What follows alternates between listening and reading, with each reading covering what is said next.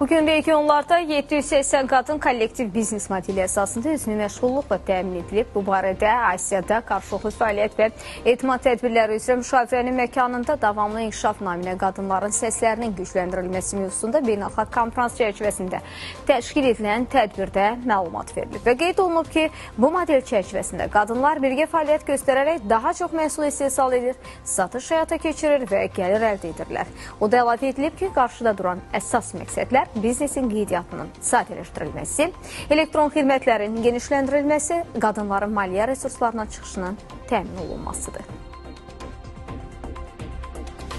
Qadın sahibkarlığının təşviqi yalnız gender bərabərliyi məsələsi deyil, eyni zamanda strateji iqtisadi inkişaf prioritetidir. Ailə, Qadın və Uşaq Problemləri üzrə Dövlət Komitəsinin sədri Bahar Muradova Asiyada qarşılıqlı fəaliyyət və etimad tədbirləri üzrə müşavirənin məkanında davamlı inkişaf naminə qadınların səslərinin gücləndirilməsi mövzusunda beynəlxalq konferans çərçivəsində təşkil edilən qadın sahibkarlığın inkişafı və qanunvericiliyin təkmilləşdirilməsi adlı tədbirdə belə dedi. Vurğuladı ki, qadınların sahibkarlıq fəaliyyətində aktiv iştirakı yeni iş yerlərinin yaradılmasına, ailə gəlirlərinin artmasına və ümumilikdə cəmiyyətin iqtisadi dayanıqlılığının güclənməsinə töhfə verir. Komitə sədri beynəlxalq konferansın açılış mərasimində isə gender bərabərliyinin davamlı gələcəyin sosial-iqtisadi inkişafındakı roluna diqqət çəkdi.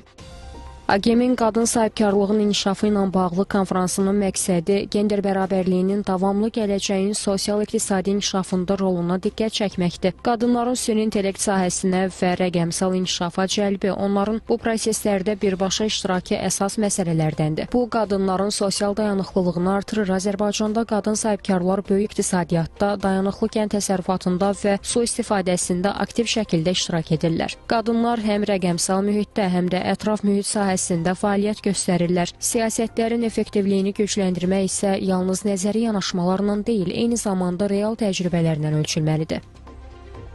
AGM qadınların bərabərliyinin təmin olunması üçün üzv dövlətlər arasında dialoqu təşviq eləyir. Bunu isə təşkilatın baş katibi Qayrat Sarıbay bildirdi. Qeyd etdi ki, bu səylər qadınların bərabərliyinin təmin olunması və həyatın bütün sahələrində tam iştirakının reallaşdırılması üçün əsas istinad sənədləri olan Pekin bəyannaməsi və dayanıqlı inkişaf gündəliyi kimi ümumbəşəri çərçivələr əsaslanır. Baş katib xatırlatdı ki, iqtisadi inkişaf və əməkdaşlığın gücləndirilməsinə xüsusi diqqət yetirən AGM Asiya üzrə 27 üzv dövləti bir araya gətirir.